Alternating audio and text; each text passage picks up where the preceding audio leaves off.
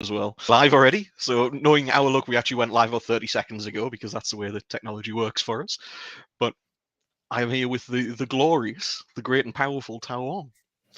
Hello, everybody. How are you all doing?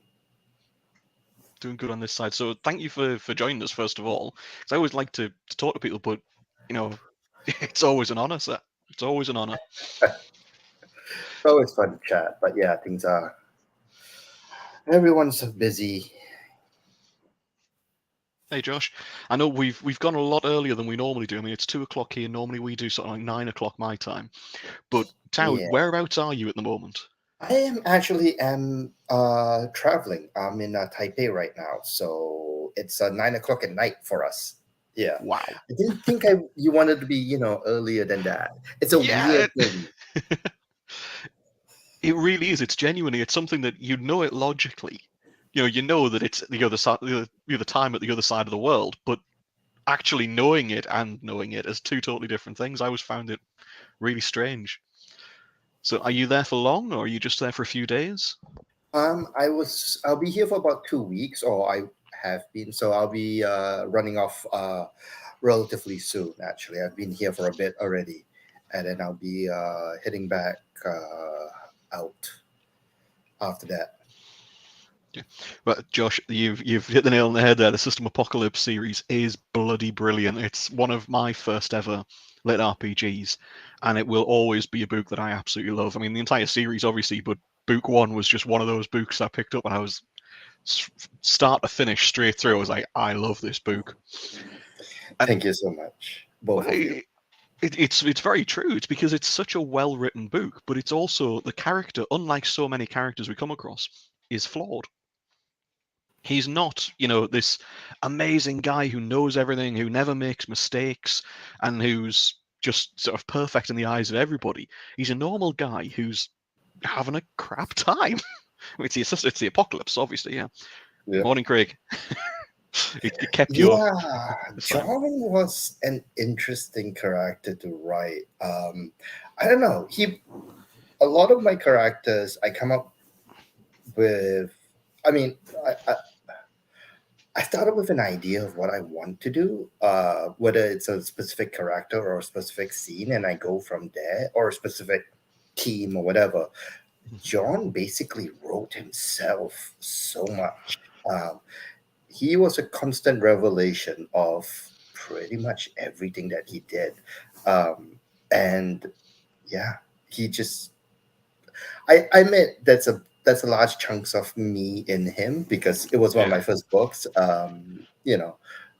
So there's certainly portions of me that I see within the character for sure. I think that's true for a lot of writers too with the I earlier think it work. is. I mean, I know that my characters have massive aspects of my personality in them, which is probably why they all start out wanting to be ranged fighters and stuff like that, and they never ever manage it. They're always up close and personal hitting people. But they always start out. I'm determined that one of the characters, I think Matt there wrote, he was going to be ranged. He was going to be really heavy into the magic and weaponry and guns and stuff. But he was going to be, I don't need to be up close and personal. I'm going to do things properly. I with my own past experience with martial arts, I have definitely have a preference for up close and personal. Yeah, It's I also find that it's easier to write fight scenes that way. so much easier. Um, I'm working with Craig, who just popped up on there, and his characters are all ranged, right? And it's a different level of tension that you have to build, and Yeah. how you build it. There's a lot more understanding of where people have to be and physically where they are, um, and talk about things like cover and distance and stuff like that to make it flow for the pacing to really work together. Whereas, when you're right up close and personal, the timing and everything feels much more Faster and immediate.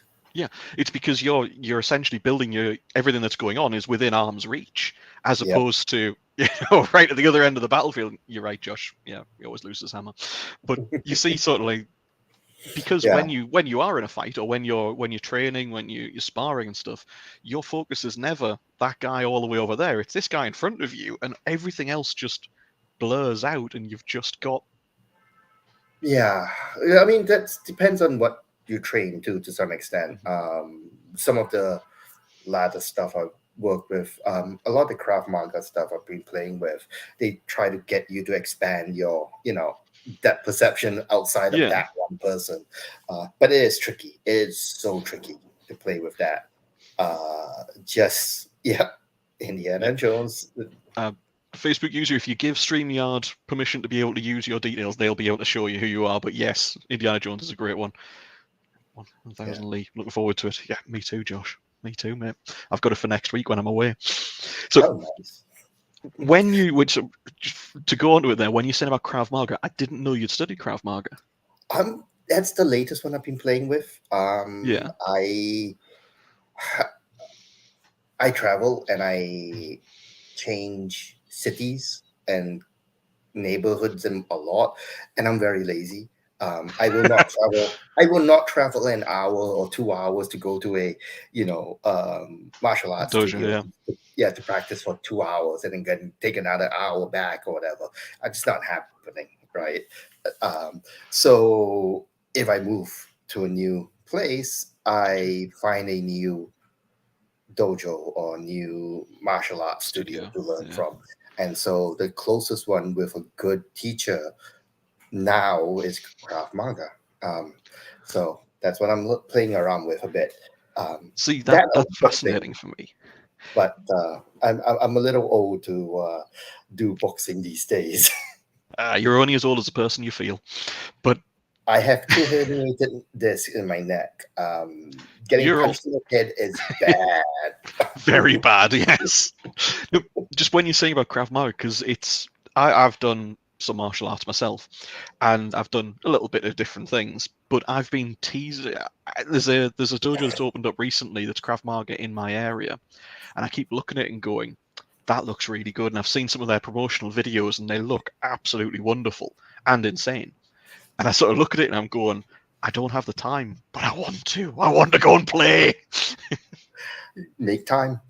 It's Yeah. always fun to play, right? But I have to admit that a lot of it as well, it with any martial art, it's the teacher. It's not the Massively. what's the term? Yes, Craig. It's not the techniques of the martial art. It's the teachers. You can find a great Aikido teacher or a Tai Chi teacher who will train you well and train you. And again, I mean, everyone goes into all of these things with different needs, right? I look at mostly I want, or at least I used to want, a very practical application side of it. These days, I'm kind of more into more fun stuff. But yeah, it's really a teacher thing. And whether or not they're good enough, they're good at teaching you. Craft itself it's a bit weird, realistically. Because it's a special forces where they started it, and it's very military based. I have certain reservations about its use as a civilian martial arts tool. Yeah. Partially because some of the things that they recommend, depending on the jurisdiction that you're in, could Are get you illegal. thrown into jail. You Yes. were a bouncer, right, Chess? I might have. I've crossed the line a few times, yeah. Yeah. Well, yeah. You know how easy it is to, and Yeah. it's just you get. The when I did several different arts, I found that after a while they start to blur together. So you'll use like a Tansao block from Wing Chun Kung Fu, for example, and then the Bujin Kan, where you lock the arm round into a full extension, but then it sort of teaches you whether you'd strike into sort of the side ribs, and then the instructor said, or if it's a bad situation, you need to clear that person out of the fight. Maybe you go up, you go into the fully extended elbow at full force. That's only if you really need to clear it, and you go, all right, and then you realize that this will shatter the arm, this will break the elbow, they will never recover that, and you go, and I will be in jail. Okay. But it's one of those where you're taught and you go, but this is a case of if they've come at me with a knife or a gun or whatever, Yeah, and you're going, look, exactly. there's three of them, I need to take this one down before, there's got a family behind me or anything like that, you're just going to do it. Yep. And it's the reassurance of knowing that if something happens, you can, I think, is a massive thing. It does help. I do a lot of I did a lot of more practical self defense stuff, which kind of focus more on the how the hell do you tell if something's going to kick off and how do you be not there Yeah. well If before it's it, and gonna then go, just de-escalation. Yeah, yeah, and the de-escalation, which is like, should be realistically, if you're doing actual self-defense, 80 to 90% of anyone's agenda, because the actual fighting part is like what, 30 seconds, maybe if that, yeah. yeah, maybe a minute or two if no one knows how to throw a proper punch, kind of thing. Yeah, if there's a And, professional involved, it's over so fast you barely see it, and you just yeah, you're just left with the aftermath of going, what happened to these three people? Why is one of them crying? And the professional standing there going, I told you 6 times you didn't want to do this. yeah, the de-escalation side, it's and whatnot, it's interesting. I saw someone comment about one thing to Yes. know about how to writing uh writing fight scenes. Don't write blow to blow. um I People get bored. You cannot describe. Okay, let me back that off a little bit. Most important thing I think in any writing fight scenes is that you want to know for your entire series where along the scale of realism to complete and utter movie fantasy 1980s action flick with Arnold Schwarzenegger, Yeah. that you want to be on, right? Or Chinese fantasy movie with everyone flying around and punching, Dragon Ball Z. Yeah. You know, It- you yeah. That's a wide range. You need to know where you fall, because where you fall will describe how much and how down into the details and how dirty you want to be with your sensory impressions, especially. Um, the closer you're into realism, the shorter the fights will be, as we've just discussed. Um, the more I would say you want to be in people's heads. Um, when you write a fight scene, you cannot make it as pretty as you'll see in a movie. You cannot make it seem as kinetic as you'll see in a movie. What the literary word does better is it can put you in the person's head, and it'll put you in the person's feelings, and it can put you in the person's uh, I mean, point of view via sensory details that you can pick out and highlight the how it feels to get punched in the nose, as Craig said. It's it's weird. Definitely. You want to, what the taste of blood is like in your mouth when you get, or what it feels like to skim your knuckles against something. These things you can describe. You can talk about how your heart clenches, your stomach grips because of adrenaline, and all of these things are things the book can do, whereas a movie can't. So I would look at focusing on those things, and how deep you want to go into depends on, again, the level of realism. You always want to talk about people's feelings, the thoughts in their heads, the POV to some extent, but how much of the pacing of it changes will also depend on the type of fights that you want to do it. Outside of that, almost always, Brandon Sanderson has this great YouTube discussion about writing fight scenes. It's on YouTube. It's free. Look at it. But he basically talks about setting the scene and then zooming down in. So Mhm. when you set the scene, everyone knows where everything is beforehand.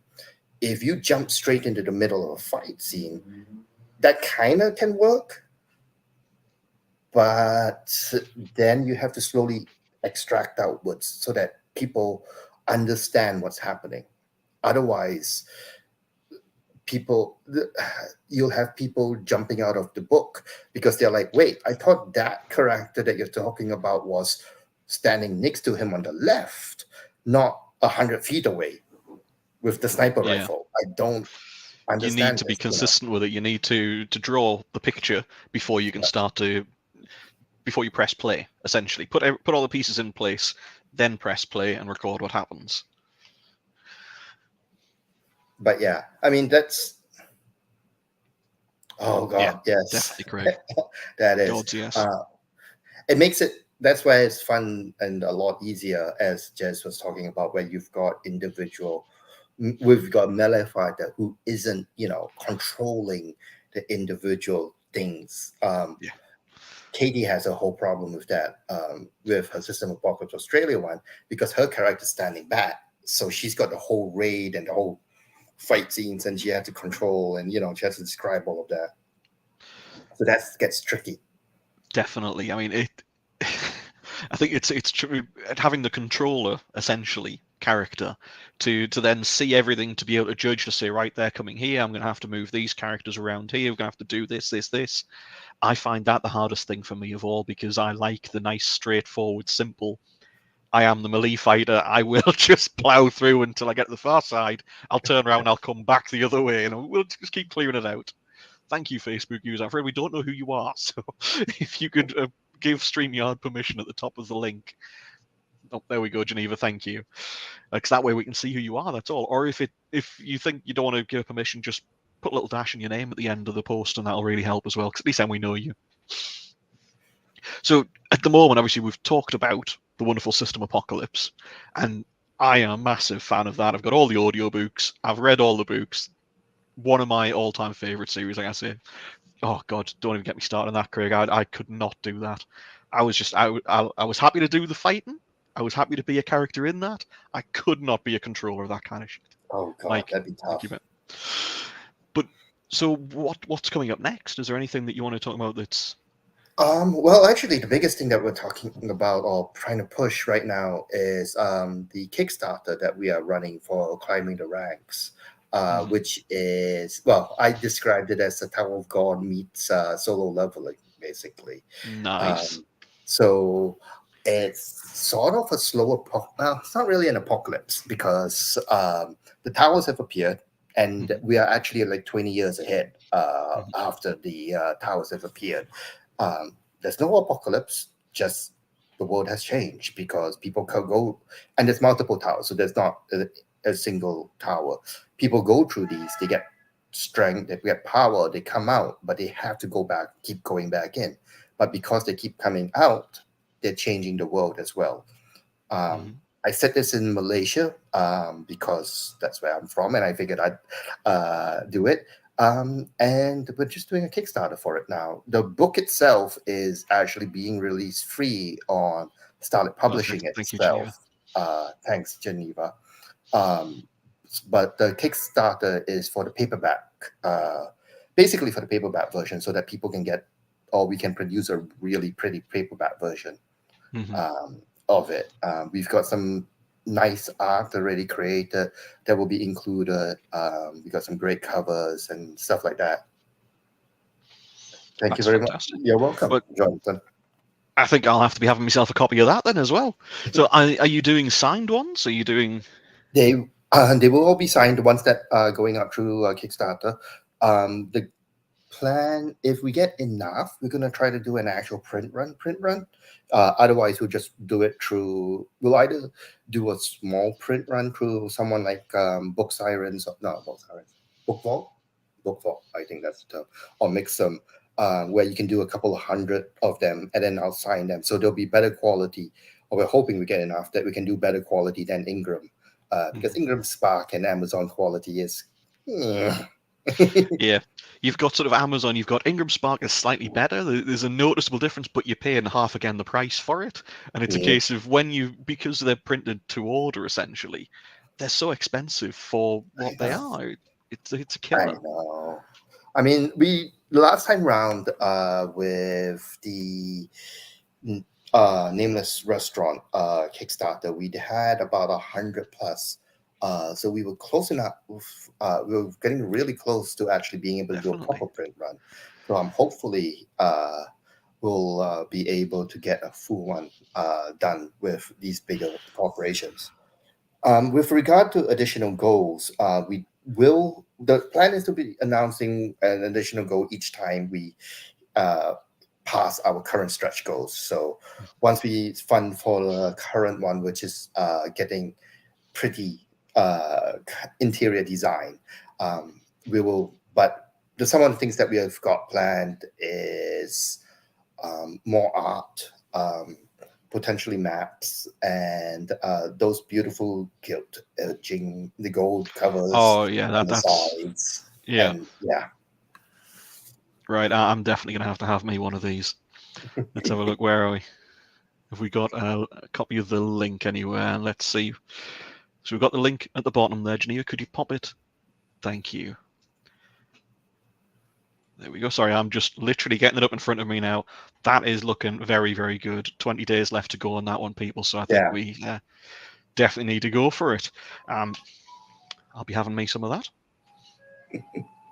Thanks a lot, Chess. No, one of the things that I love most about this side of things is the beautiful books, but it's also that they have a personal connection which you don't get any other way. It's the digital side of things is lovely, and I do read on my Kindle 90% All of the the time, time. but these are all signed behind me. I love my signed books because it's a personal connection. It's Yeah, great. yeah. I No, I do like having the signed copies. I just have to limit myself because I just don't have yeah, space. And I know exactly what you oh mean. God. Yep. Uh, but Well, yeah, I had a lot of fun with. Well, Mike, for we are actually don't do. Oh, so it's a weird thing. We don't really do beta readings per se. Um, what we do is our Patreons. The Patreons get to see a lot of the first draft works, mhm. but they're not really beta readers. They're more like alpha readers because they get pretty raw stuff from me. I'm a relatively clean writer, but there are Yeah, some times when things just go off. Like my most recent one, ATL 10, was like 20,000 words short.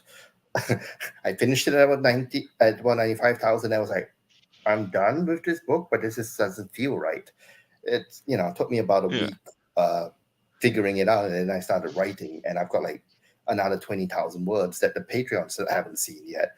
They'll get to see it later once it gets yeah, edited and everything, but sometimes these things happen.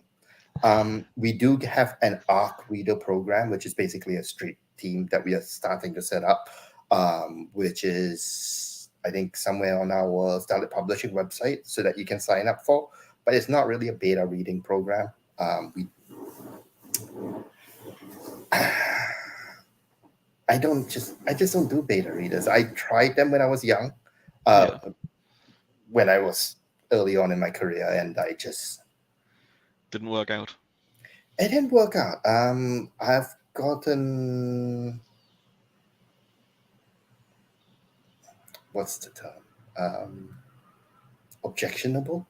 I, I, I have very specific views upon criticisms, critiques, editing, and beta reading to some extent, which I don't know if it's right or wrong, but it's what it works for me.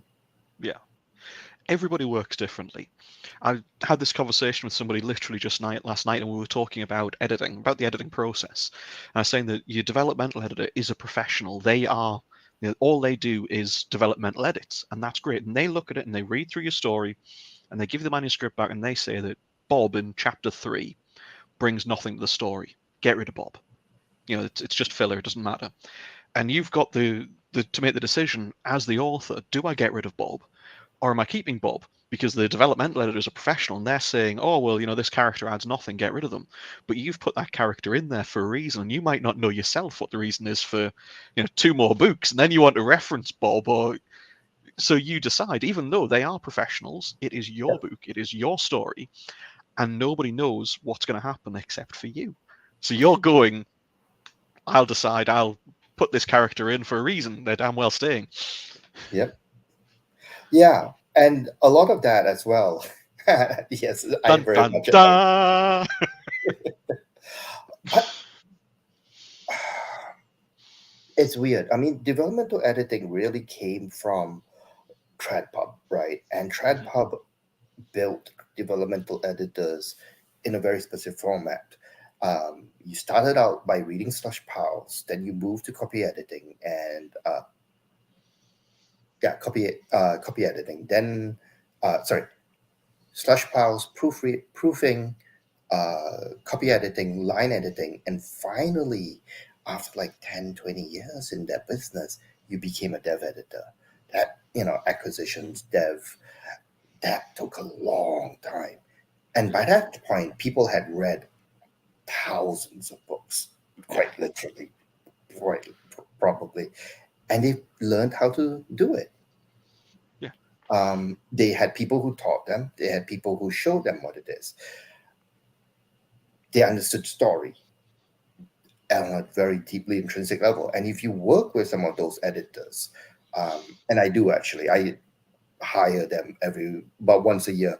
I'll hunt down an old school trad pub editor or a good trad dev editor and send them my manuscript. And they'll tear me apart, and then I'll learn a whole bunch of things. But they've got an eye for things, which you can find that some people who put their shillings up as dev editors, they're just not. Yeah. They don't have that skill set, and that's because they've only had what 2 years of experience, 3 years of experience. It's very tricky. If you've Very not, much so. so I get passionate about stuff like that because I can see how people have put up their shillings. You go into critique groups, and it's the same thing. People who have no clue about writing, or who have done a lot of writing, because they're all, a lot of them are beginner authors. They're all offering critiques to one another. Where's that institutional knowledge to come from? I mean, there's some And stuff then, there. yeah, and what they're picking, they're saying, well, I really like it like this. I think you should do it like this. But what you've got is, if you've got this story yourself, and if 10 people are giving feedback and you're listening to all 10 people, the story that you end up with is nothing like the story that you started with, because you've changed it to fit 10 people's decisions and recommendations. And what you end up with is a generalized story. It's going to sound wrong, but if you think that some relationships, you start out and they really like you, and then they try and change you over the years. Stop putting this here, stop doing that this way around. And by the end of the relationship, you're not the person that they fell in love with anymore, because you've changed so much. And that's what you're doing, is you've got this story that is your story. And if you keep changing it for everybody else, it's not going to be your story anymore. And what could have been a wonderful thing is going to be this bland, boring persona. Don't do it. Just pick your story. Or if you're going to listen to advice from a lot of other people, keep a copy of your story first of all to one side. And then when you have done your editing and stuff, and you think, oh, I really like the way the story's gone now, read your old one and read the new one and see what the differences is. Because I'll guarantee there's some stuff in the old one that you go, actually, I quite like that. I'd like to put that in here. Yeah, very much so. Very, very much so. For me, yeah, it's, I don't really, some of the biggest things that I've got comments from that I accepted on an early basis, I look at it now and I'm like, oh shit, I really should not have done that. Mm-hmm. Adventures Abroad, someone told me not to do hit hopping in it. And I was looking at, went, okay, I don't do a lot of it, so I took it out for the first book. But later on, like second or third book, I was more confident in my own writing. I just put that back in, and just, it happened naturally because that's the way that I was writing those books. And no one ever commented. In fact, some people were I actually got some reviews. People like they loved how, you could see the glimpses of how other people were. And I was like, huh. Then I looked into it more, found out that, hit hopping isn't as bad as people are thinking. David Weber, Hmm. does it all the time, and you don't Literally. even realize he's done it. I was reading through one of his books, and I was like half a chapter through, and I was like, wait, am I in a third point of view now? Went backwards, read through, and I was like, yep, he switched POVs like 3 times in this same chapter. I Wow. never noticed it. It was so smooth. And I was just sitting there going, oh shit. Yeah. You know, the, the guy sold more books than I will ever sell, probably. He's done pretty damn well. The the rules just only matter if you aren't very good at it. Yeah, literally. That's a really honest way to say it, because when it comes down to it, if you can break the rules and get away with it, then yeah, definitely. Look, I'm trying to think of one of David Weber's books. Have a look, David Weber. I'm He's just gonna have a Honor quick. Harrington, all the Honor Harrington ones. It's not. I remember the Honor Harrington ones. It's not. It's Safehold. That was it. Did Oh you yeah, ever read Safehold? I read a few of them. I didn't finish that series. It was. I mean, we're certainly not going to say bad things about him. It's a really good series, and I got about halfway through, but the audio all came out within a very, very short period of time, and there was a different narrator for every single book or every 2 books, and none of Oh, them coordinated. So, this guy had a Welsh accent here, he had an American accent here, they pronounced all the things, like the locations, they pronounced names totally different. And I listened to a few of them, and I was just like, nah, I can't do it. And I ended up reading the rest of the series up till the last couple I didn't get to. Just didn't yeah. get round to it, the way the life is. But the audio I just couldn't do. Yeah, no, I get that. But I don't do a lot of audio myself. I only can do audio if I'm driving, and I don't drive very much. Well, that would So slow you down. Yeah. doesn't For, happen anymore. Yeah, I yeah. don't drive a lot. And I only really listen to audio when I'm driving long distance. So I finished up an audiobook for the city that we became from N.K. Jemisin Mm. on a recent drive, which was great. I mean, that's an amazing book, amazing writer. Yeah. But then and then I was trying to find another audiobook to listen to, and everything else that I had downloaded wasn't very good. Like, Compared to it, that's the thing, when you have a book, when you listen to a book and you're like, that was wonderful, and you come to the end of it and you're like, I don't know what else I want to listen to, because it's not that series. You want that series to continue, or the book, yeah. yeah, and it's just the narrators weren't as good, frankly speaking. None of the other narrators were as good. I mean, the only one that I would say that was as good that I had downloaded, I only have a couple because, again, I don't listen to a lot. Yeah. It was Andrea's work with The Wandering Inn, but I'm not allowed to listen to that because my son listens to that. So, So yeah, it'll change the positioning of it. Yeah, you can't do that. Who is it that David Weber wrote with? Ringo, Ringo John, Starr. I was going to say it wasn't Ringo Starr. John Ringo John wrote Ringo. a series with him, and then he also did a Steve White was another one, I wasn't he? haven't read Steve White, but March to the Sea, David Weber.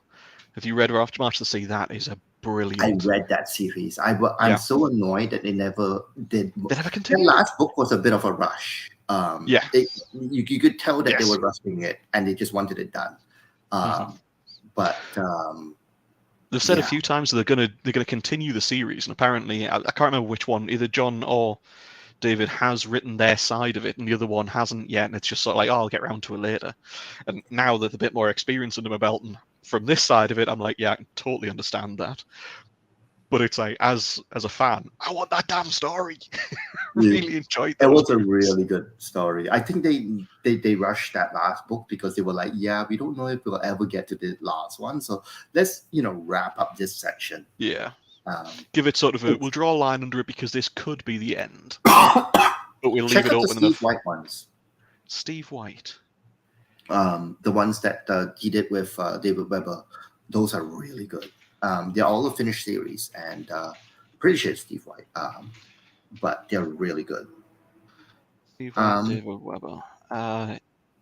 In Death Ground, yes, Crusade, Insurrection, Starfire series. yeah, so good. Josh, okay. Be flexible. I think that's the biggest thing. Um, Definitely. sorry, Are you all right there, sir? bit of a cold, which is why my voice is a bit off. Um, every co-author I've worked with, and I've worked with quite a few, some of them whose work has not come out yet, um, has a different writing process. So you need to be, especially if you're the more experienced author involved in there, you need to be more flexible than they are because they're inexperienced. They need time to figure out how and what works for them in terms of their writing process. You have to be flexible to work within what they're doing, and work with, to change your own processes to work with them. That's what I've found. I think the biggest thing. Everything from we've have pantsers, who just, we just pants our entire way through the book, with kind of small bit of knowledge about where we're going. Um, yeah, I've had plotters work with me, whereas I'm the pantser, and then I drive the poor plotter insane, because I'll go completely off where we talked about, and Yeah. then they'll be like shit, and then they have to replot everything. So that's more my fault. It works out to be a better book, mind you. It does. I think that pantsing just works so much better. Do you ever find I've done like the Arise 3? I wrote 48,000 words in a week 2 weeks ago. Just when those weeks just hit and you just go at it and it all just blurs. And then you're doing your editing pass and you're reading it and you're going, I've never seen this before in my life. I don't know anything about this scene. You're reading it and you're just like, where'd this come from? I don't actually get those scenes. I don't get into those where I don't remember what I do forget what's happened in previous books at after a certain point, because 11 So much. books in and you're like, oh god, what happened? I have I'm 20, 30 books past and I can't remember what's happened in book 2. Shit. Definitely. I know that so well. Yes.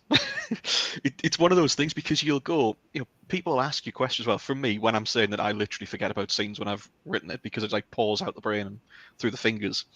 And people will ask me questions about it later on. Oh, when you said this and you did this, what did you mean? I'm like, yes, yes. Oh, you must have meant. I definitely did. I have no idea. But yeah, I find writing to be incredibly cathartic. It's really enjoyable and really relaxing almost. But also, when you have those heavy days, the next day you finish and you walk downstairs, and my wife will ask me things like, "Did you have a good day?" And I'm like, "Brain no worky, word no good now." It's I like, find it's a bit of a hangover. Yeah. yeah, The days when I've written more than normal, it's just wiped out really. definitely. And then the next day trying to plug in more words, it's just a drag. Yeah, you get a really good word count, and then you get a really low word count, and you Yep. just sort of like, yeah, I've slogged at it all day, and you haven't. It's not been a case of you've gone, I'm just going to write for half an hour. Nah, don't.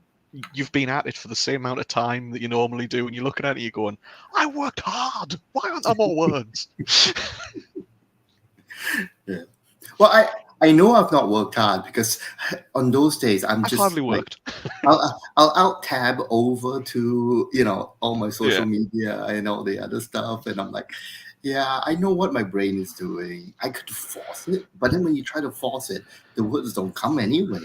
At least yeah. for me, I'm just like, duh, duh, duh, duh, duh, duh. I, I always find that when when you're having those scenes or those days or those weeks and months even, where you're writing and it doesn't feel quite right, and you're slogging away and you just keep going and you keep plodding at it. All right, I do. I know some people just say, right, I'm not going to do it for a week or two, and then refresh it that way. I keep plodding away, and then something will happen, or I'll think of something, and suddenly, like, you take, like, if you think two cogwheels working together, and you take it and you turn it a slight turn to the left or the right, and suddenly it fits, and the whole thing just smooths, and you're like, there you go again. I find when I'm hitting that, for the most part, for me, I switch over to a new series, right? I put that other series to bed or whatever for a little bit. Yeah. I work on a new series, and it doesn't take me very long, like 2 to 3 days, working on this other series. I might put a couple of hundred words into the other series just to keep it going in my brain, but I'll just write it on the other series, and then eventually the main series that I'm trying to work on clicks, and I'm like, all right, I'm Back to back. that one now. Yep. I've not tried that. For me, I like to work. I go at things 100. Like, I have to focus, because otherwise, if I get too scatterbrained, or too squirrel brained, as you called it once in Dragon Con, you referred to it as squirrel brain, and I love that, because that was me. It was like, oh, shiny, I'm off there. So if I allow myself to do that, I'll just be like, ooh, I'll have all Yeah. these unfinished manuscripts everywhere. No. Oh. I literally have like 5 manuscripts open right now Oh God. on my laptop. None of them finished, and those are just the 5 that I have open. I've got like another 2 more that I need, that I've kind of done work on, and it's just because my brain can't right now decide. I'm in between. I've just finished ATL 10. I Yeah. need to do a draft edit on it, and once that's done, I need to finish the copy edits on it. I'm not going to switch over to ATL 11 until I'm done that. So I'm just kind of in between, and I kind of want to work on a new series, sort of, but I'm not really ready to really delve into anything. So I'm just kind of doing a little bits on each of these, and we'll see which one kind of clicks, and then I'll go into that. It's really. Do you find when you're writing the story as well, because your character is telling you the story? As a pantser, for me, it's a case of I'm following this character and I'm writing the incident report, and you're going, I wanted him to go this way, and he's not, because he's just bumped into somebody and he's going off in that direction now, and you're like, fuck's sake. I'm what I call a pantser. In between a plotter and a pantser, I have generally a start. I have an end. All my series generally have an end in mind.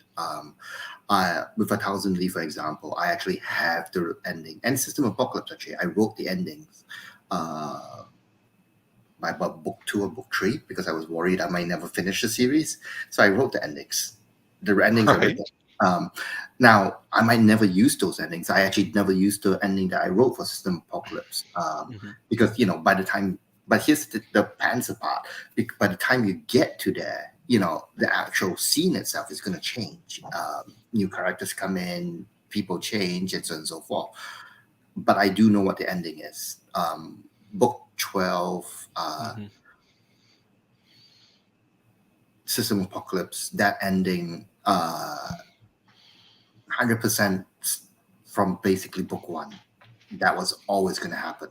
Same with 1,000 Lee. I know exactly what the ending is going to be, or how it's going to get there. That's going to change. I know for that, but I know what that's going to be.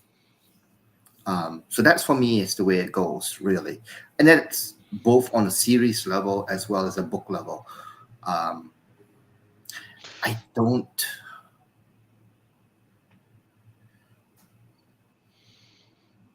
I found that when I don't know what the ending of the book is going to be, the books aren't very good. And frankly speaking, I end up rewriting that book way too many times. Yeah. I have a general idea of what's going and what I'm going to cover in the book, but how I'm going to cover it, I never have a clue.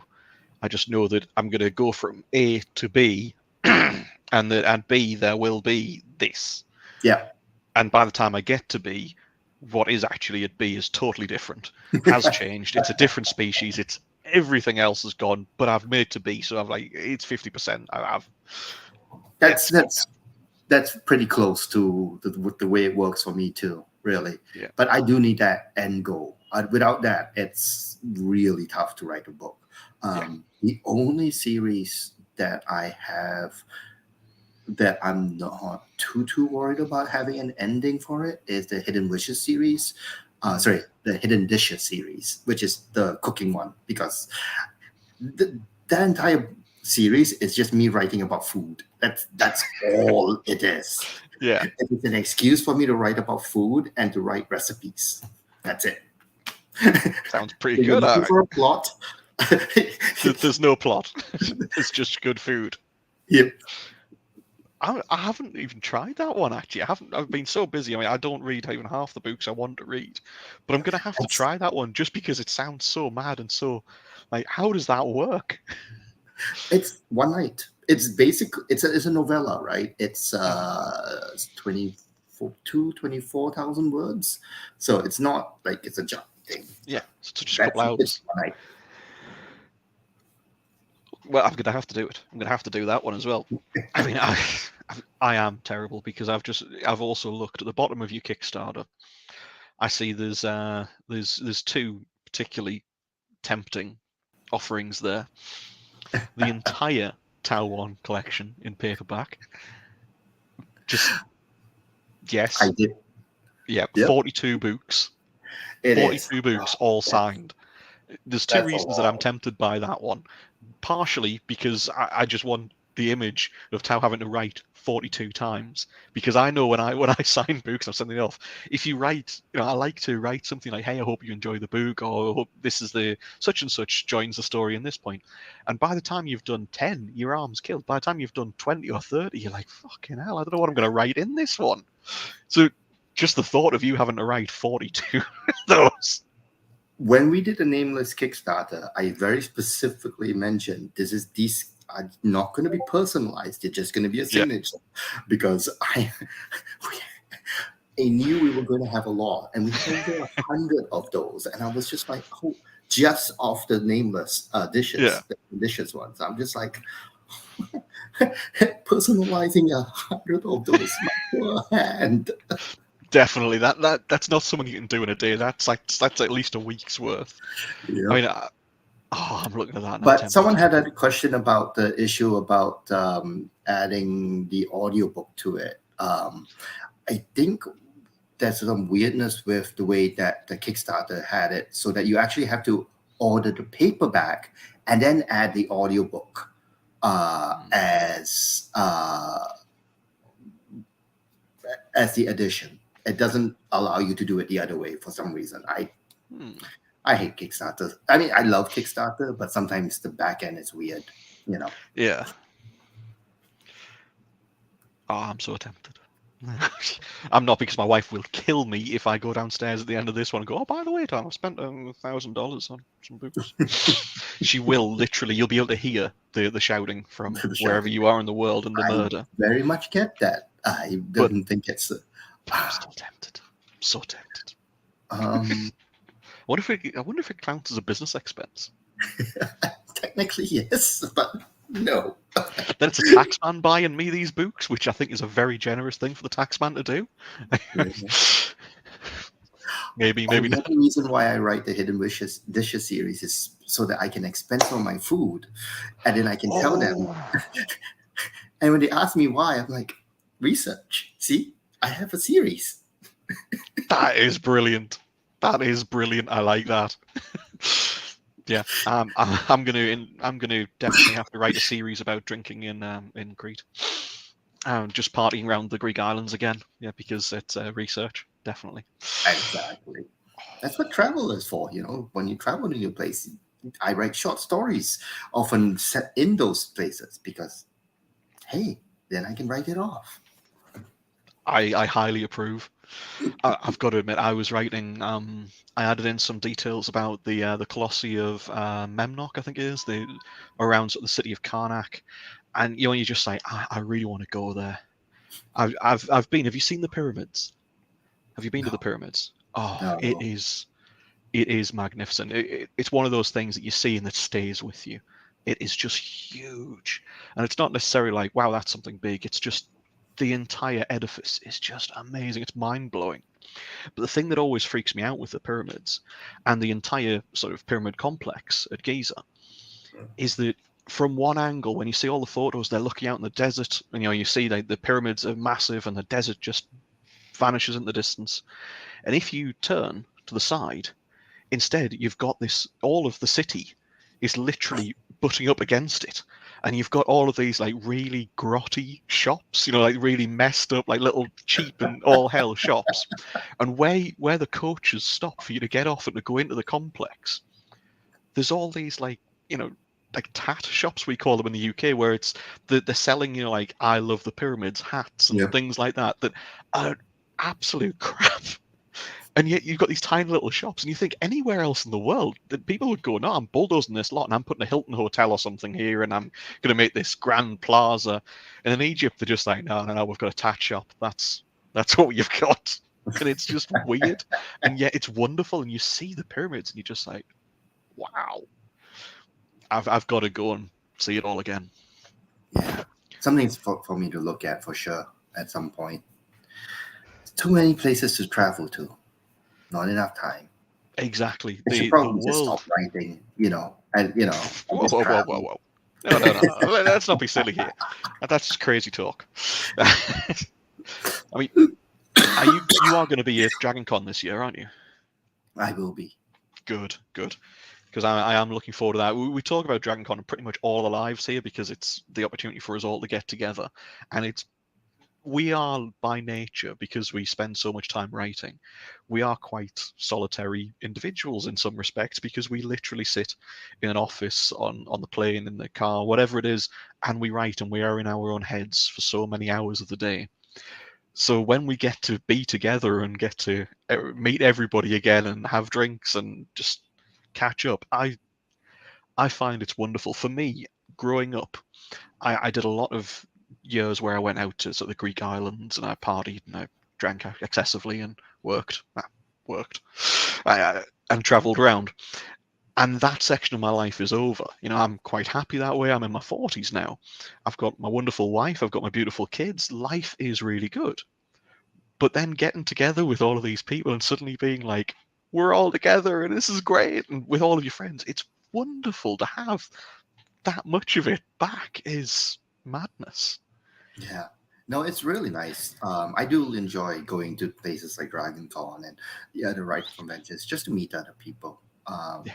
You know, it's, as you said, it's a lonely profession in some ways, for sure. Mm-hmm. Because literally, if you think in any other job, normally you've got so many people you talk to every day that, yeah, it's interesting though. It is it's a wonderful job. It really is. I genuinely do enjoy it. So the Kickstarter is looking brilliant. Do you have a plan for another one after this? Are you going to We have a couple of plans for other Kickstarters Mm-hmm. because it's something that we're moving heavily into. Um, sorry. Or a new System of Pocket series. So we're probably going to do one starting out from book one. And try to see what happens when we do it that way. So the author has kindly accepted being a guinea pig, because I can't really do it with someone like Craig's, where you drop a book 3 because I've got book 1 and 2 in KU, and that's a little too much money to take them out and fluff around on that. So it's just like, okay, let's try it from book 1, see what happens when doing a Kickstarter there. And then we have plans for trying to create deluxe editions for all our series as we go along.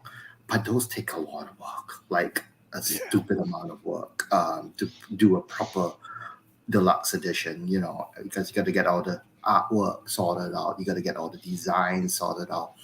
And I'm a bit particular about art. So I have a number of failed pieces of artwork floating around in the back end where we're just like, yeah, okay, you didn't do anything wrong as a designer.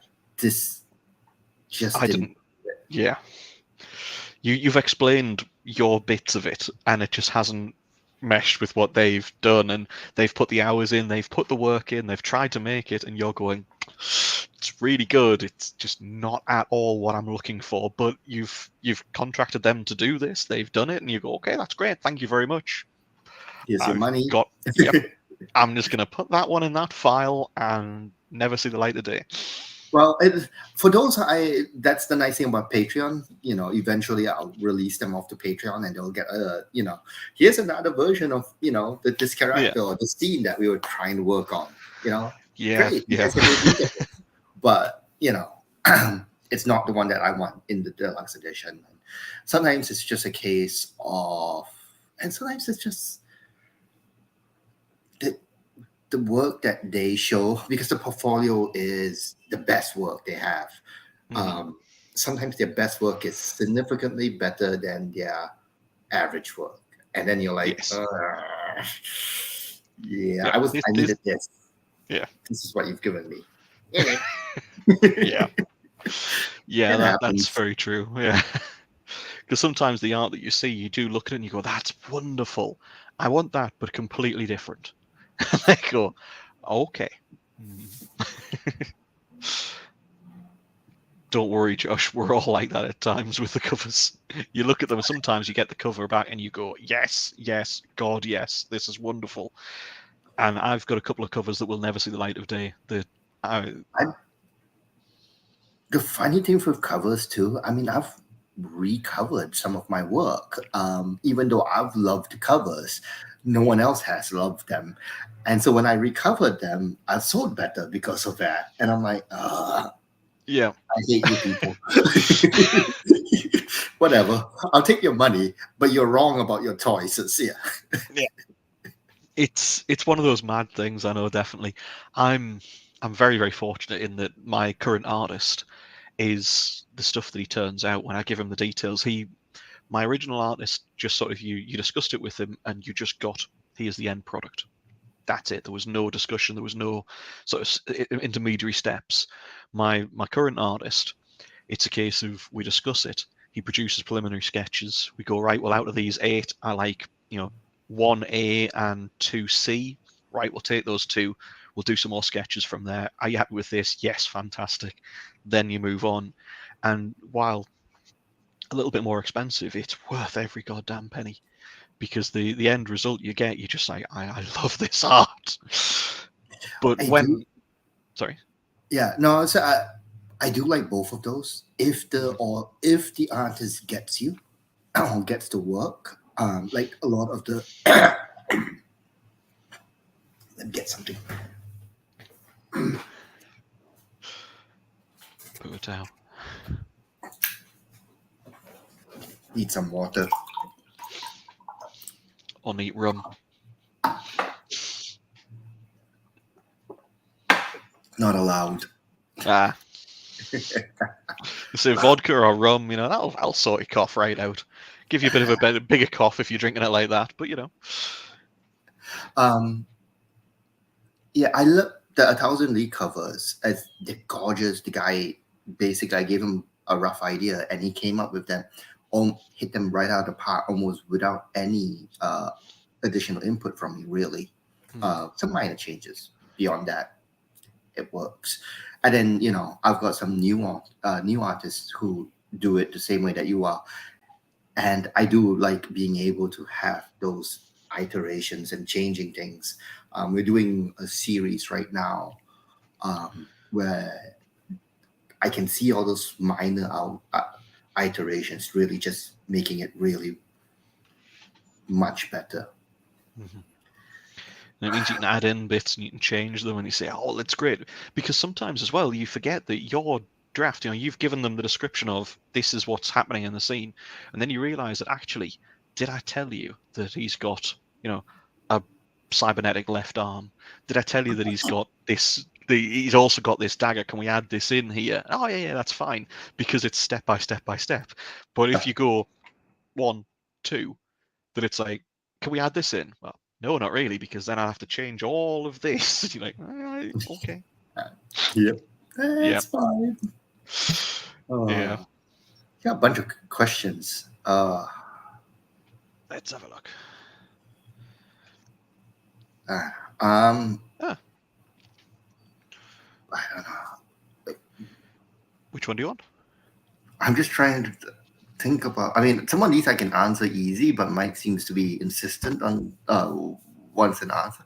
I don't know what I would recommend breaking into cultivation genre because my background is very different, right? I'm writing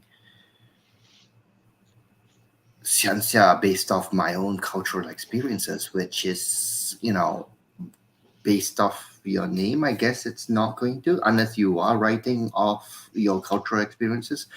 I would lean into doing what makes it uniquely you, right?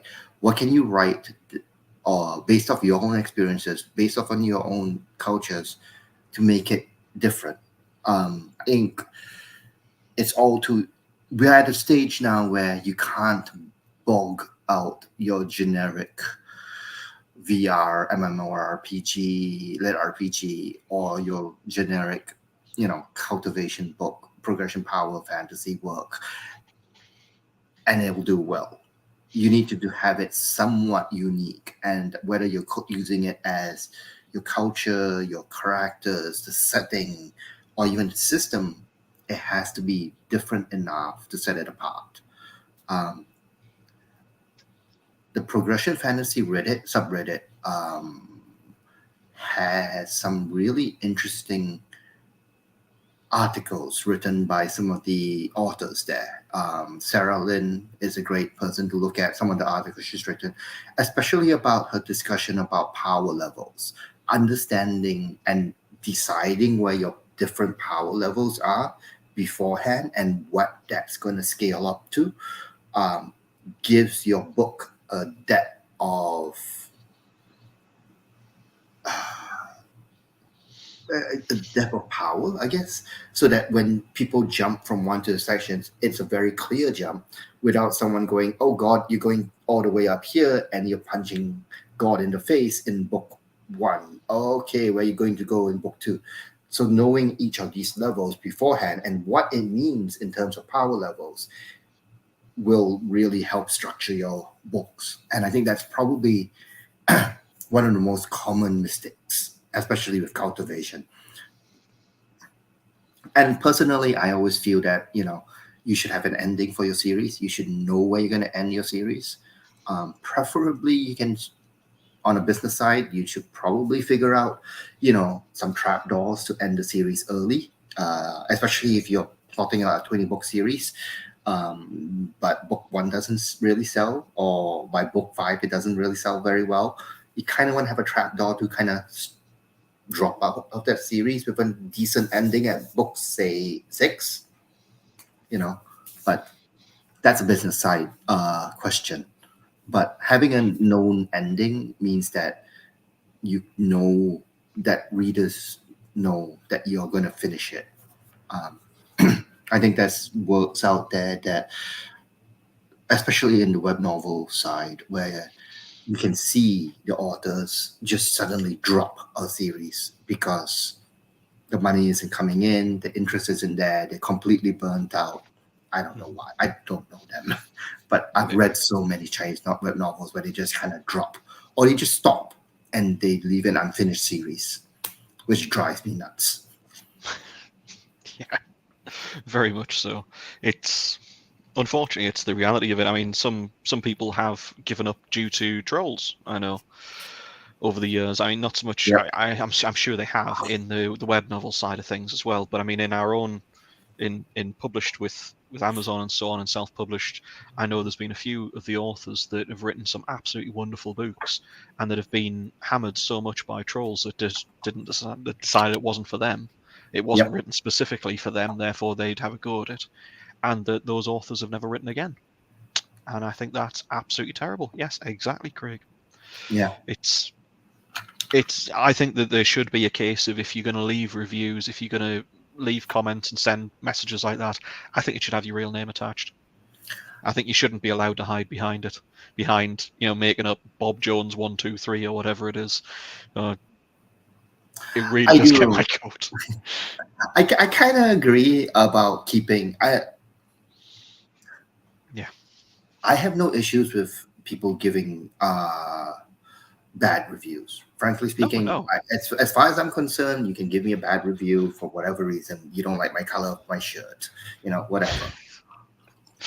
I hope that people will be more fair than that. But if they're going to give a bad review, if it's on something like, the story just fell apart, it didn't work for me because of X, Y, Z, totally fine. We accept this. But, I hate you and everything you stand for. Why? I'm not fine if you want to do that, but I would like to know who you are. At least have some balls. But Yeah. See, I've been saying for years, what we really should have is at DragonCon, we should have an arena, and it'd just be a case of we just walk in and just go, right, I'm going to have Bob Jones, Johnny, go get yourself down here. Let's have a chat about your review in public. You want to put that out there? Let's get in the ring and see if you want to say that still.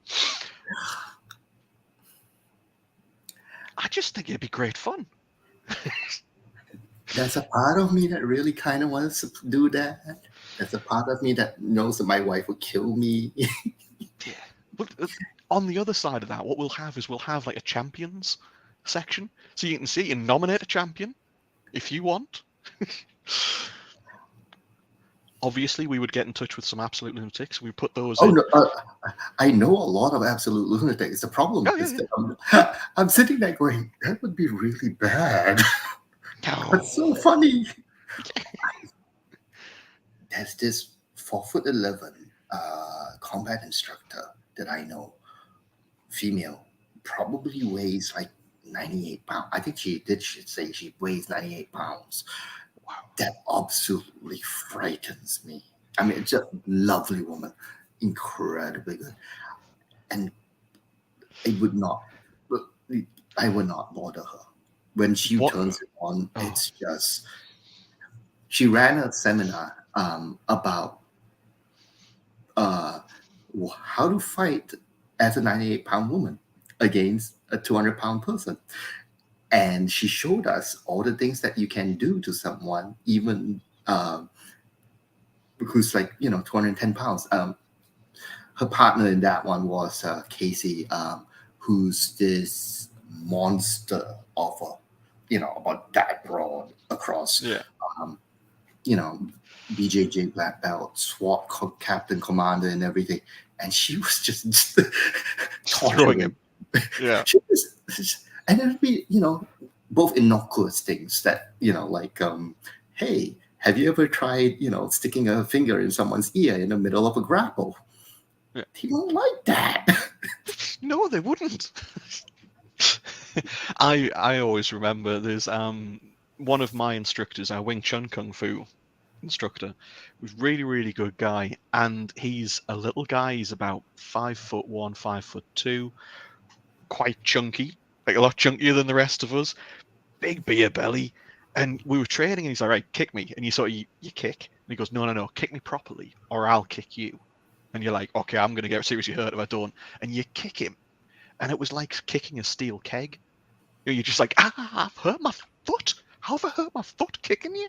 And we all went out once, and we were all having a drink in Newcastle, which is famed for being a little bit rougher in places. Yep. And a couple of off-duty bouncers were basically being unpleasant and started a fight with him. And we were also having some drinks, having a good laugh, and we can see what's going on. We can see it's building up, and we're going, this isn't going to be good. Well, that's going to be brilliant, but it's going to be very, very, very bad. And he's just going, "Look, lads, you don't want to do this." And I go, "No, you watch yourself." And he goes, "All right, fine. Let's just go outside and we'll sort this out." And he turned around to the rest of us and went, "Right, lads, stay here. I don't want any of you coming outside. Just stay here and just watch." And we're like, "All right." And this was basically like, "There'll be questions later for you on my technique." Walked outside, walked around the corner because I didn't want to be in full view of everybody, and beat the living crap out of these three guys in about 10 seconds. Had the final guy on the floor, arm bent up behind his back, and the instructor's standing there, and he's got his thumb back around, his arms out of position, and he just goes, whoosh, slaps him across the side of the head. "Who's my bitch? Whoosh, who's my bitch?" He just kept doing it until this guy's going, "I'm your bitch." But this was this guy was huge, and our instructor was a little guy, and never, ever, ever fuck with a little guy. If he's willing to fight you, you don't want to fight him. Because either They're gonna really fuck you up, or you're gonna look terrible when you win because he's a little guy. You don't do it, Mike. That is a horrible thought. The wet willy of death. Pin Oh, somebody. That's wrong on so many levels. that I think you is should very definitely wrong. put that in the book. The simple pleasures in life, honestly, fucking with people. It is. So, what other questions have we got here? I mean, enjoys victory with one friggin' eye, sticking a finger into an ear. I'm writing that in my next book. Yeah, wet willy of death. Josh. Well, Oh, I don't send my books. So what I do with my dev editing is weird. I write the book, then I publish it, and then I send it to a dev editor. And I right. tell them, this book is published. There's nothing in here that will ever change what you tell me. What you need to go is tell me what the hell what I'm doing wrong for my next books. And that's what I use. They go back and they'll rip apart that book and tell me all the things I did wrong and how I could fix it. So these are structural issues in my writing that I can then use for all my books going forwards. And so I'll do that about once a year. So which means about every 3 to 5 books, I'll get a dev edit done. And I'll basically be going through these books going, right, how do I improve over the things that they told me? And once I've done all of that, I'll send another book out in the same process with generally to a different dev editor, to get them to do the same thing and tell me what the hell I'm doing wrong this time, and I improve. Oh, I hope I improve, and hopefully they won't be telling me the same damn thing that has happened. Honestly, Tao, the conversations that I have with you, I don't know if I want to be impressed or terrified, because these kind of things, it's like, who thinks of that? I still, I am a huge thief. I steal a lot of these things from other authors that I've talked to and pulled from. I'm pretty sure what I'm pulling that from is a kind of mishmash of what Dean Wesley Smith and recommends to some extent. So, based off what he does when he goes to critique groups, where he'd ship his short stories out before he walked into critique groups. He'd get the critiques from everyone, never rewrite his book, his shorts, but take whatever that he thought was useful into his next story. So I'm just doing it with a dev editor who's, paid. Yeah. Dude, that's As you said, amazing. I'm a thief. I take things from better and smarter people. Yeah, well, it's pretty much the definition. So yeah, Yeah. it's just I'm just stunned by this. I mean, I know that your Patreon, you have a lot of like business advice and stuff in there, don't you? Yep. About And once a week, I try to post something. and that is something I would massively recommend to new authors, is the business side of things. Writing your story is only half the battle. It's a really important half of the battle. It genuinely is. You can't do anything else without it. But writing your story and then actually putting it together with the business side, because like it or not, as much as we love to write and that's what we're here for, there is a business side to it. You have to look at the business side of things. And Tao's advice is wonderful. So if you're looking for that kind of advice, I would definitely have a read of some of Tao's advice on Patreon. It's amazing. I know that I've been in some of the groups that you're in when you've talked about some of this stuff, and it's like, Jesus. I should point out as well, everything I write about the business side is always free. Will be free.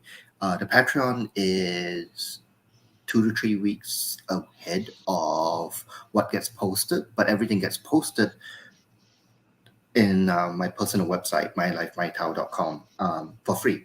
So if you want to read it, you can go there and read it for free.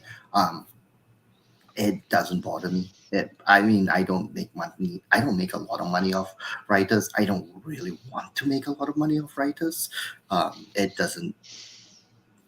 I do well writing Mhm. for readers, and that's what I want to do. I don't want to brand myself as a author coach or whatever. So information street, pretty much.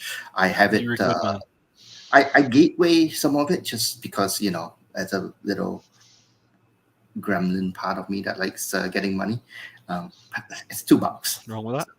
It, it's a $2 investment in serious information. It's just saying thank you, I think, to you for your That's pretty much. advice, for your recommendation. I think that's the very least we can do. So definitely well earned. So let's have a quick look. Have we got any more questions there? Re-editing pattern.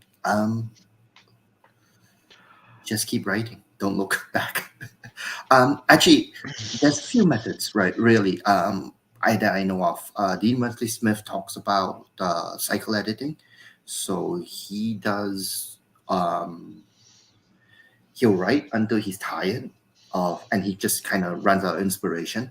He'll stop.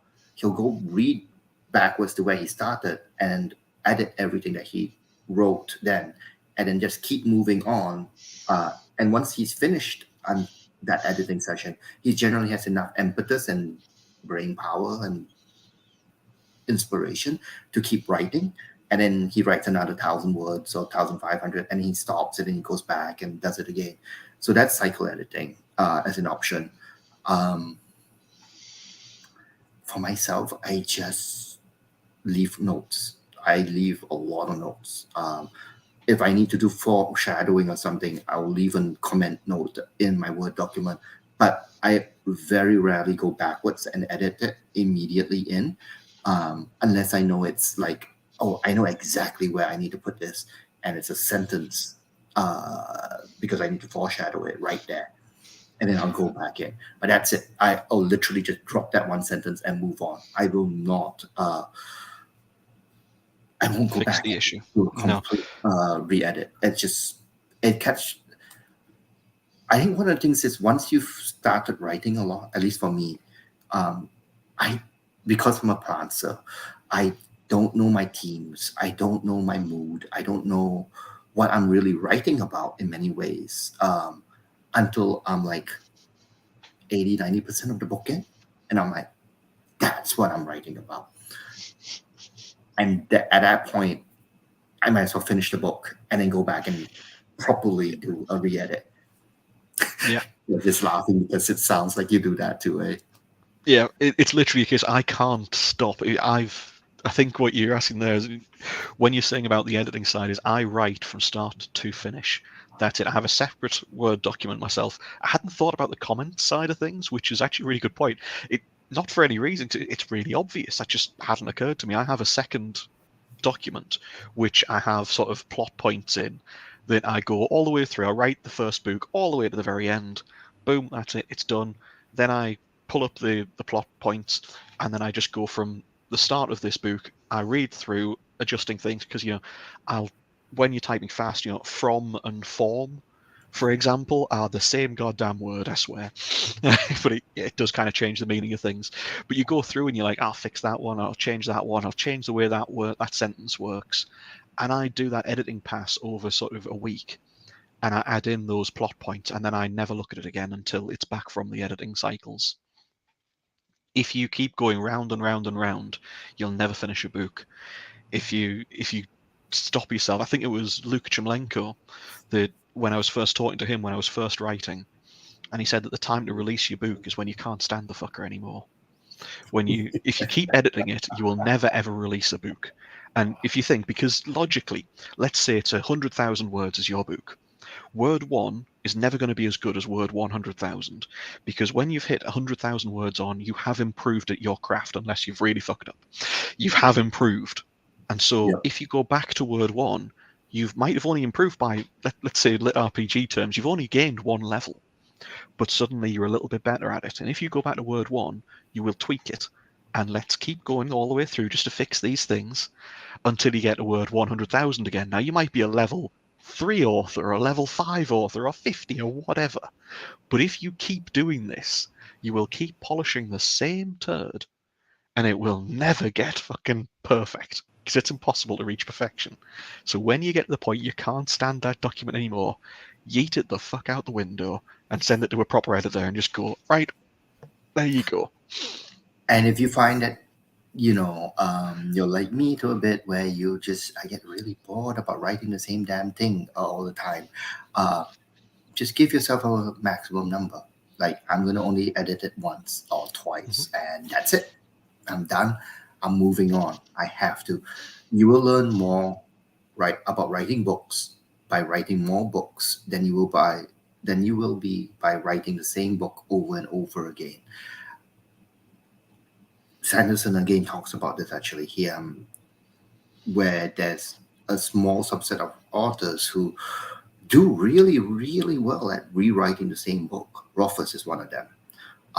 He has amazing prose. Like, you look at the name of the wind, and amazing prose. Story structure, on the other hand, is not something that he's very good at because he's only ever written one book. Well, two books now. And so his ability to understand story structure is based off those two books, really.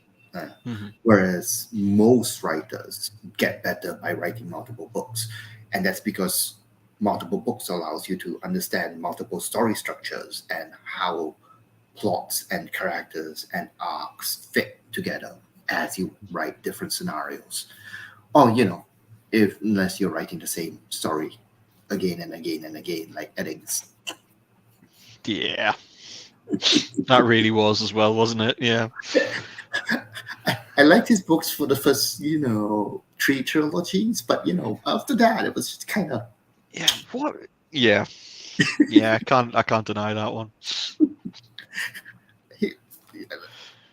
I read 3 trilogies, probably more than that. Probably like 4 to 5 trilogies of his, but really they were the same story. Yeah. And the same characters too. Yes, Jesus, yes. But growing up, I mean, I read them growing up, so it's like, you're like, oh, these are wonderful. And you read them again and again and again and again. And then you start going, this is familiar. And then it's just because I've read this book a few times, and you go, well, I've just read this new series. This is, oh, right. Yeah. That's when you decide it's time to move on. Yeah. I've still got them somewhere. I don't. No. As I said, I moved a lot, so I've trimmed out my books so much. Also, I just... Yeah, I have trimmed mine down. I'm gonna ask, this is gonna be, what the hell is it called? Mission Earth. Have you ever read Mission Earth by L. Ron Hubbard? It was in the 80s. I haven't. It's a really weird series. I mean, some of it is terrible. It's definitely not appropriate to modern culture at all. It's highly inappropriate in a lot of ways. And don't get me started on his batshit theories and Scientology and all the rest of it. None of that. I do not approve of any of that. But the Mission Earth series, you read them and they're really fun. They're really good books. The first one, you meet these characters, and when you start to flip it around and see it from the other side, because it's the two main characters, it's like you're seeing it from their point of views, and it's wonderful to see. It's just a really good series. I just when we were talking about the books there, I just looked over and saw I've still got that box set over there, and I was just like, I'm gonna have to read that again one of these days. There's a lot of madness. Books I want to reread, and then a lot of books I want to read for the first time. And yeah, that's Battlefield Earth. Yeah, they killed that film. The book was good. The film was terrible. But this is a full series that was totally separate. Okay. But yeah, it was a damn good book, Battlefield Earth. I tried reading that one, and I think I couldn't make my way through it. I don't know why, though. There are times that it's a slog. It was dense from what I remember. Yeah. Are you a fan of The Wheel of Time? Mostly.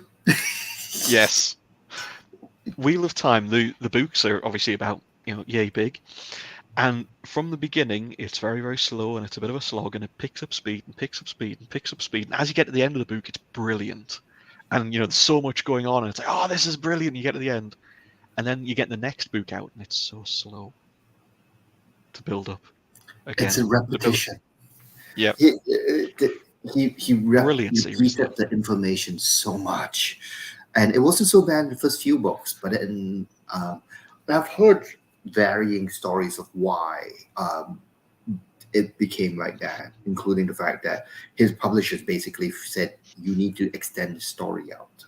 You need to keep pushing out books on this." So his story his books got fat, and his story kept on getting bigger because they kept pushing him to do that. Yeah.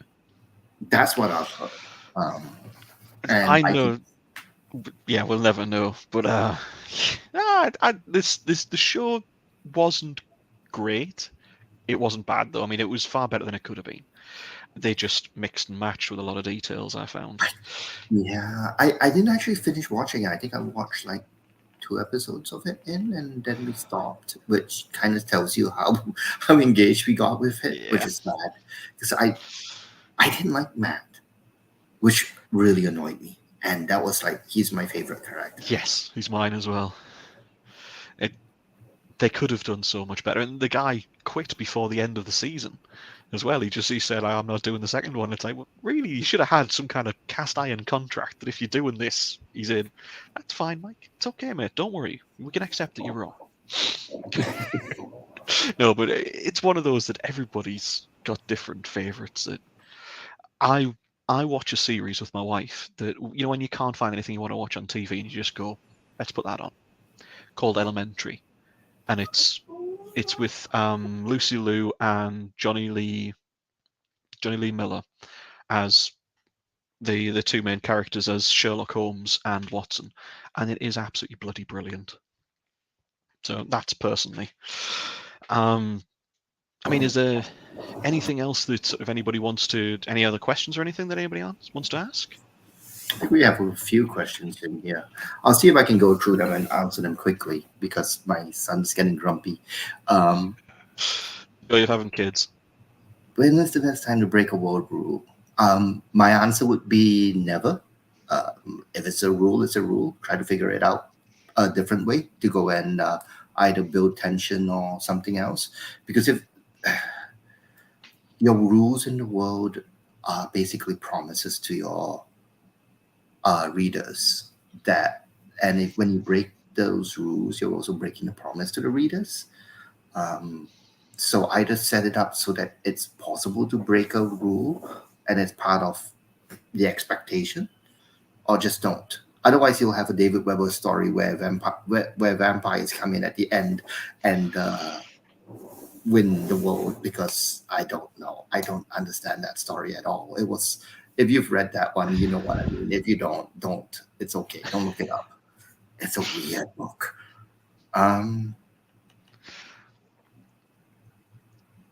What else have we got? We've got one from Kyle there as well. In your writing career, who are you the most grateful for, and what do they do to be in that spot for you? Probably Kristen Catherine Rouge. She wrote. She's been writing a business blog, which I kind of structured my own of since about 2011, 2009, I think, actually. She started writing that. And if you don't know who she is, she's a mid-list New York Times bestselling author, but mid-list basically, in the sense that she's never had anything that's taken off like George R. R. Martin, but she's been writing since the 1980s. So she started writing his business blog about 2009, I think, roughly around then, about the business of publishing. And she basically has details about how the industry has changed, what has changed, what's coming up, what she thinks about it, and just the business of publishing. And she wrote that and has been writing that, and she still writes that. Now, I don't agree with her on certain things like marketing. I think she's a little old school, and I think she's a little. She, she has a lot of legacy fans from her time as trad pop. So I think some of the things that she talks about, I don't think would work if you didn't have that backing. In my view, and some of the things that she thinks. Anyway, her marketing advice basically, it's kind of dodgy, but her understanding of the industry, about changing trends, about the business side, about negotiations, about contracts, about all of that, is amazing. And it's something I recommend most people read. And a lot of things that I know I picked up from reading her posts and her husband's blog, which isn't as good, frankly speaking. Um, but yeah, I think it because of her. It literally because of her. I knew about self publishing, and because of that, I decided to self publish. Mm-hmm. So without her blog, I wouldn't be here. Which would be an absolute fucking shame for the world, considering the wonders of System Apocalypse. But I'm definitely glad to hear then. Yeah. I know that obviously you've got your little ones there. He's wanting to go to bed. He's getting a bit grumpy there. So should we have one more question? Then should we call it? Yeah, sure. What should we pick? You pick, sir. You pick.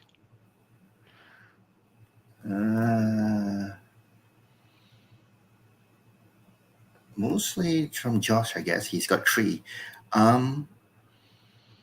I guess practical advice, because advice time between destinations, that's really about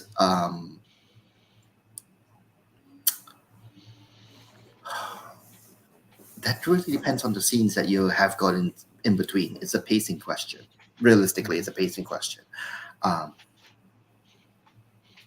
what do you have to do in between that is important for the book? Now, you might notice that my books are much slimmer than a lot of other people's books in general. And also, it depends on the format that you're writing in, which is a weird thing. But if you're writing an actual normal novel, it's a pacing question. What's if the scene in between has a point?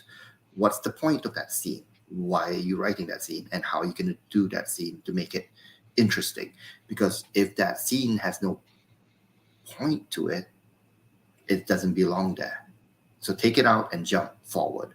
If you are doing if you're switching characters to go and understand, a different viewpoint, so that people understand, the different characters by seeing that, that's great, but know why you're having that scene is the basic answer. That being said, this is for a typical novel, what they're writing.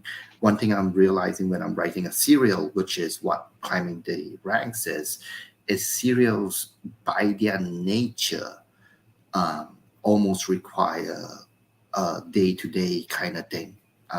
There's much less chance for you to time skip, which makes them chunkier. But that's just the nature of it. It's a very good point.